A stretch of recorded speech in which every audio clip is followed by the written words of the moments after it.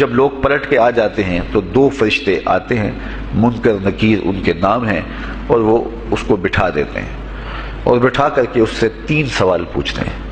پہلا سوال یہ ہوتا ہے من ربک، تیرا رب کون ہے؟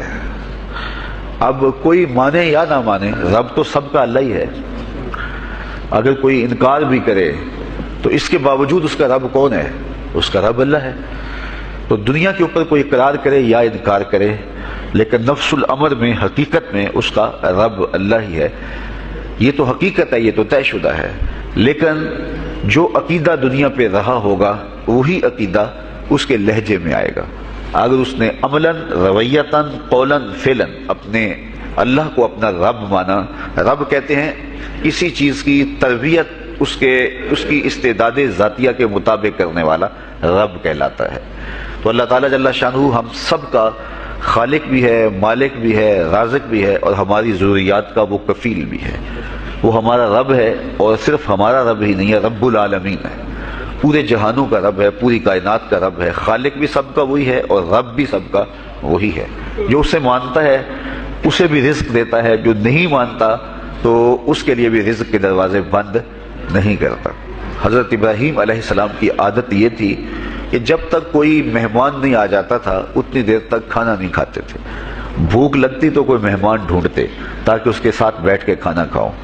کھانا جتنا بھی مرغن اور جتنا بھی جو ہے وہ پرتکلف کیوں نہ ہو، اگر مہمان کے ساتھ کھایا جائے گا تو اس کا قیامت کے دن کوئی حساب نہیں ہوگا۔ تو مہمان کے ساتھ وہ کھانا کھایا کرتے تھے۔ مہمان اللہ کی رحمت ہوتا ہے۔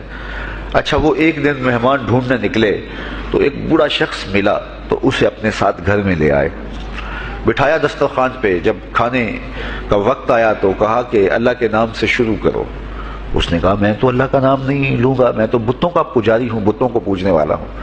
حضرت ابراہیم علیہ السلام نے کہا کہ تیرے ساتھ میرا تعلق کوئی کاروباری، کوئی ذاتی، کوئی اور تو ہے نہیں، میں رب کے لیے ہی تو تجھے کھلا رہا ہوں، اور اگر تو رب کا نام ہی نہیں لے گا تو پھر میرا تیرا رشتہ کیا باقی بچتا ہے؟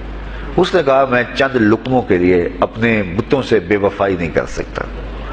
وہ غالب نے کہا تھا نا کہ وفاداری بشرط استواری اصل ایمان ہے، مرے بت خانے میں تو کعبے میں گاڑو برہمن کو۔ اس نے اپنے انداز میں ایک بات کی تھی کہ وفاداری بڑی چیز ہوتی ہے، تو اس نے بتوں سے وفاداری کا بھرم رکھا۔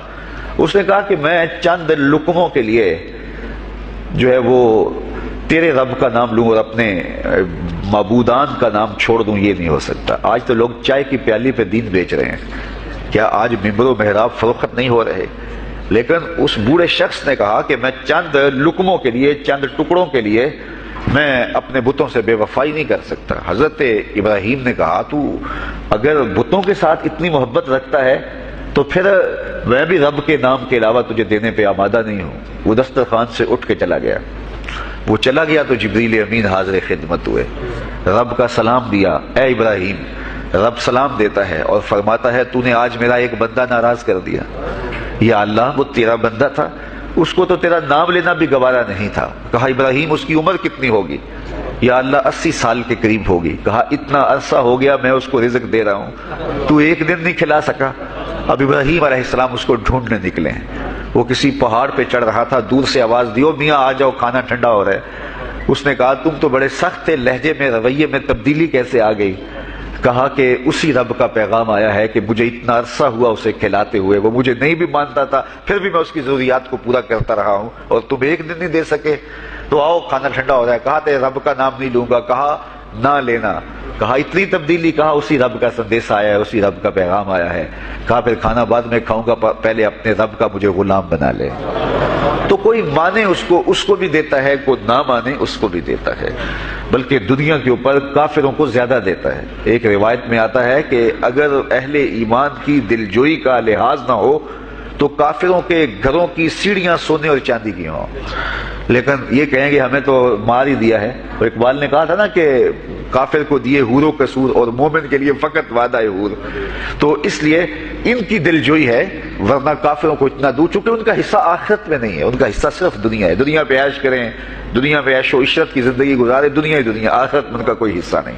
اور مومن کا آخرت میں حصہ ہے، اور دنیا کے اوپر جو تکلیفیں آتی ہیں ان تکلیفوں کا بدلہ اس کو قیامت کے دن دیا جائے گا. بلکہ صحیح حدیث میں آتا ہے کہ جب اہل بلا کو ان پر آنے والی مصیبتوں کا صلہ دیا جائے گا تو لوگ آرزو کریں گے کاش ہمارے بدن کو لوہے کی کینچیوں سے کاٹ دیا ہوتا اور دنیا کے اوپر ہمیں بھی تکلیفیں، اذیتیں، آلام و مصائب آئے ہوتے. تو مومن جب اللہ کی طرف سے آنے والی کسی تکلیف کو خندہ پیشانی کے ساتھ قبول کرتا ہے اور اس پہ راضی رہتا ہے اور صبر کا دامن ہاتھ سے نہیں چھوڑتا، واویلا نہیں بچاتا، جزا فضا نہیں کرتا، تو اللہ تعالیٰ نے اس کے لیے اجر رکھا ہے. بلکہ رسول کریم نے ارشاد فرمایا مومن کے پاؤں میں جو کانٹا چبھے تو اللہ اس کا بھی مومن کو قیامت کے دن اجر عطا فرمائے. تو مومن کی زندگی جو ہے وہ بڑی خوبصورت زندگی ہے. تو دنیا کے اوپر جو اسے مانتا ہے اللہ اسے بھی عطا کرتا ہے، جو اس کا انکار کرتا ہے اللہ اسے بھی عطا کرتا ہے، اس لیے کہ اس کی شان ہے کہ وہ رب ہے اور وہ سب کا لحاظ کرتا ہے اور سب کی ضروریات کو پورا کرتا ہے. پھر ہر شخص کی ضروریات الگ الگ ہیں، میری ضرورت الگ ہے، آپ کی کوئی اور ضرورت ہوگی، اور سب کی ضرورت کا اس نے لحاظ رکھا ہوا ہے. پھر بہائم کی، چوپایوں کی، حشرات الارض کی، پرندوں کی مختلف ضروریات ہیں. اڑنے والوں پرندوں کی ضروریات الگ ہے، پانی کے جانوروں کی ضروریات الگ ہیں، اس طرح حشرات الارض کی ضروریات الگ ہیں اور درندوں کی ضروریات الگ ہیں. یہاں تو ہم ایک آدھ کلو گوشت ہو تو گھر کے سارے افراد اس سے گزارا کر لیتے ہیں، لیکن شیر کو اور چیتے کو جو ہے وہ منوں کے حساب سے روزانہ چاہیے، رب ان کو روزانہ فراہم کرتا ہے. یہ پنساری کے پاس جائیں، اگر آپ کو ڈاکٹر یا حکیم لکھ دے کہ یہ آپ کو خالص سچے موتی چاہیے، اس کی کوئی چیز آپ کو بنا کے دیں گے تو آپ ہزاروں لاکھوں روپے خرچ کرتے ہیں، پھر بھی بعض کا اعتماد نہیں ہوتا کہ یہ بالکل 1 نمبر ہے یا 2 نمبر. تو رتی ماشی اور تولوں کے اندر آپ ان کو خریدتے ہیں اور وہ بھی آپ کو گمان ہوتا ہے کہ پتہ نہیں خالص ہیں یا ناخالص.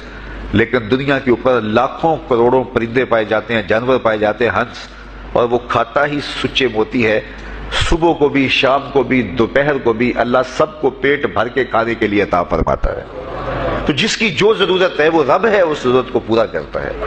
تو ہم اگر اللہ تعالیٰ کو رب مان لیں حقیقی معنوں کے اندر تو ہماری زندگی کی پریشانیاں، ہماری زندگی کے دکھ مٹ جاتے ہیں. مصیبتیں اس وقت آتی ہیں اور اس وقت پریشانی لگی رہتی ہے، دھڑکا لگا رہتا ہے کہ جب انسان جو ہے وہ سمجھتا ہے کہ میں ہی جو ہے وہ کچھ کرنے والا ہوں. وما من دابۃ فی الارض الا علی اللہ رزقها، زمین پر چلنے والی، رینگنے والی کوئی چیز نہیں جس کا رزق اللہ کے ذمہ کرم پہ نہ ہو. تو جب انسان اس عقیدے کو اپنی روح میں، اپنے باطن میں اتار لیتا ہے تو پھر اس کی زندگی سوکھی ہو جاتی ہے کہ وہ میرا خالق بھی ہے اور وہ میرا رب بھی ہے. اور یہ یقین انسان کی زندگی کے اندر اعتماد، روشنیاں اور توکل بھر دیتا ہے. بلکہ ایک حدیث میں آیا کہ جس طرح توکل کرنے کا حق ہے اگر وہ تم ادا کرو تو اللہ تمہیں ایسے رزق عطا فرمائے جس طرح پرندوں کو عطا فرماتا ہے. وہ جب صبح نکلتے ہیں تو ان کے پیٹ خالی ہوتے ہیں اور انہیں پتہ نہیں ہوتا کہ کہاں سے رزق مل رہا ہے، اور جب وہ شام کو آتے ہیں تو ان کا پیٹ بھرا ہوا ہوتا ہے. بند توکل، پنچھی اڑ دے، خرچ نہ پلے زیرا ہو. سلطان بہو فرماتے ہیں کہ انہیں کوئی نہیں پتا ہوتا کہ فلاں جگہ پہ جانا ہے، لیکن کبھی ایسا نہیں ہوا کہ وہ بھوک سے مر گئے ہوں اور انہیں کچھ ملا نہ ہو، تو وہ خالی پیٹ کبھی نہیں آتے. وہ اللہ تعالیٰ ان کو رزق نصیب فرماتا ہے، وہ سب کا رب ہے. تو اگر ہم اپنے رویے سے، اپنے عمل سے، اپنے عقیدے سے واقعی اللہ کو رب مانتے ہیں تو پھر قبر میں جب سوال ہوگا من ربوں کا، تیرا رب کون ہے، تو پھر کبھی بھی جواب دیتے جھجک محسوس نہیں ہوگی. بندہ عرض کرے گا رب اللہ، میرا رب اللہ ہے اور میں اسی کو اپنا رب مانتا ہوں. میری ضروریات کی کفالت بھی اسی کے ذمہ کرم پہ، اور میرا تیقن، میرا یقین کہ وہ میرا رب ہے. یہ پہلا سوال ہوگا.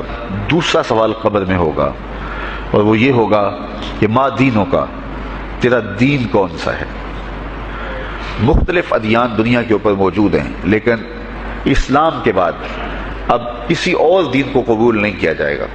ارشاد فرمایا کہ اللہ تعالیٰ اسلام کے علاوہ کسی اور دین کو قبول نہیں کرے گا. تو یہ اگر میں اپنے عمل سے، اپنے رویے سے، اپنے طرز زندگی سے، اپنے انداز معاشرت سے اسلام کو اپنے اوپر غالب کر لیا تو پھر قبر میں جواب دیتے ہوئے کوئی جھجک محسوس نہیں ہوگی. بندہ عرض کرے گا کہ کہ دینی الاسلام، میرا دین اسلام ہے، میرا طرز زندگی، میرا انداز معاشرت، میرا سبھی کچھ اسلام کی مطابقت میں تھا، اور میں اسی کو اپنا دین مانتا ہوں، صرف زبان سے نہیں، اپنے رویے سے بھی، اپنے طرز زندگی سے بھی، اپنے انداز معاشرت سے بھی۔ تو یہ جو ہم اسلام کے دائرے میں داخل ہوتے ہیں اور ہم اپنے دین کو اسلام قرار دیتے ہیں، تو دین انسان کی زندگی کے تمام شعبوں پر حاوی ہوتا ہے، اور اس کا طرز زندگی، اس کا انداز معاشرت اس کی مطابقت میں ہونا چاہیے۔ تو قبر میں یہ سوال پوچھا جائے گا کہ تیرا دین کیا ہے، باوجود کہ اللہ تعالیٰ جل شانہ کو پتہ ہے کہ اس کا دین کیا تھا، اللہ کو پتہ ہے کہ یہ کس کو رب مانتا تھا، لیکن قبر میں یہ سارا سلسلہ ہوگا، اور صحیح حدیث کے اندر ان سوالوں کا تذکرہ آیا ہے کہ یہ سوال پوچھے جائیں گے کہ تیرا دین کیا ہے۔ اب اس نے اگر اپنا طرز زندگی، اپنا انداز معاشرت اسلام کی مطابقت میں رکھا ہوگا، اور دین کو اس نے دین سمجھا ہوگا، اسلام کو ہی اپنا دین، عملاً رویتاً ہر خوشی غمی کے موقع پہ اس نے اسلام کو ہی ترجیح دی ہوگی، تو پھر اس کو کوئی جھجک نہیں ہوگی جواب دیتے ہوئے کہ میرا دین اسلام ہے، میرے شب و روز، میری زندگی کے نشیب و فراز، میری زندگی کی گوشہ جو ہے وہ اسلام کی مطابقت میں گزرتا تھا، تو پھر وہ سیدھا سیدھا جواب دے گا دینی الاسلام۔ اس لیے ہمیں اس سوال کی تیاری بھی کرنی چاہیے کہ ہماری نجی زندگی ہو یا ہماری اجتماعی زندگی ہو، ہماری گھریلو زندگی ہو یا ہماری معاشرتی زندگی ہو، ہماری ذاتی زندگی ہو یا ہماری سیاسی زندگی ہو، ہماری جس طرح کی بھی زندگی کے جو بھی شعبہ جاتے ہیں، سب میں ہم دین کو غالب کریں۔ ہم صرف مسلح کے مسلمان نہ بنیں کہ 5 نمازیں پڑھ لیں اور ہم کہتے ہیں مسلمان ہیں، روزے رکھ لیے، تراویح پڑھ لی، اور ہم نے جو ہے وہ زکوٰۃ دے دی اور حج کر لیا، تو اس سے ہم مطمئن ہو گئے کہ ہم مسلمان ہیں۔ اسلام ایک مکمل اور اکمل اور کامل ضابطۂ حیات ہے، اپنے ماننے والوں کو زندگی گزارنے کا پورا اسلوب اور مکمل کامل رہنمائی دیتا ہے۔ ہم نے ہمسایوں کے ساتھ سلوک کیسے کرنا ہے، یہ ہمیں اسلام بتاتا ہے۔ ہم نے بیوی کے ساتھ سلوک کیا کرنا ہے، یہ ہمیں اسلام بتاتا ہے۔ اولاد کی تربیت کیسے کرنی ہے، اسلام کی واضح تعلیمات ہیں۔ ہم نے سفر کرنا ہے تو انداز سفر کیا ہونا چاہیے، اسلام نے ہمیں بتایا۔ کاروبار کرنا ہے تو ہم جو ہے وہ کیا کاروبار کو مارکیٹ سے سیکھیں گے یا اللہ اس کے رسول سے سیکھیں گے، تو ہمیں اللہ اس کے رسول نے واضح 2 ٹوک اور سیدھے سیدھے احکام دیے ہیں کہ تم جب کاروبار کرو تو تم جو ہے وہ اس انداز کے ساتھ کاروبار کرو، کم نہیں تولنا، کم نہیں ناپنا، جھوٹی قسم نہیں کھانی، سود نہیں لینا، تو یہ ساری چیزیں ملاوٹ نہیں کرنا، ایک ایک چیز جو ہے وہ اسلام نے ہمیں فراہم کی ہوئی ہے۔ تو پورا دین جو ہے جب ہم اختیار کریں گے، ہمارے رویے، ہمارا طرز زندگی، ہمارا انداز معاشرت جب دین اسلام کے مطابق ہوگا، تو قبر میں اس سوال کا جواب دینا ہمارے لیے کوئی مشکل نہیں ہوگا۔ اور اگر ہمارا طرز زندگی کچھ اور طرح کا ہوگا، تو کیا صرف یہ کہہ دے کہ ہم مسلمان ہیں؟ یہ تو پھر ایک کافر بھی کہہ سکتا ہے کہ میرا دین اسلام ہے، ایک منافق بھی کہہ سکتا ہے کہ میرا دین اسلام ہے، لیکن ایسا نہیں ہوگا۔ جو ہماری کیفیت قلب ہوگی، قبر میں اس کا جواب اس کی مطابقت میں آئے گا۔ وہاں یہ دنیا کے معاملے یا دنیا کی یادداشتیں نہیں ہوگی، وہاں کیفیت قلب کے مطابق جواب دیا جائے گا۔ یہ کافر جواب نہیں دے سکے گا کہ میرا رب اللہ ہے، کیونکہ وہ عمل سے، رویے سے اس کو اپنا رب نہیں مانتا ہے، تو حقیقتاً تو اس کا رب اللہ ہے، لیکن وہ یہ جواب نہیں دے پائے گا۔ اسی طرح جو شخص اپنے طرز زندگی کے اندر اسلام کو داخل نہیں کر چکا ہے اور اسلام کو اس نے اپنا ہادی رہنما نہیں بنایا ہے، تو وہ قبر میں اس سوال کا جواب کیسے دے سکے گا کہ میرا دین اسلام ہے، چونکہ اس کا رویہ، اس کا طرز زندگی اور اس کا انداز معاشرت ایسا نہیں رہا ہوگا۔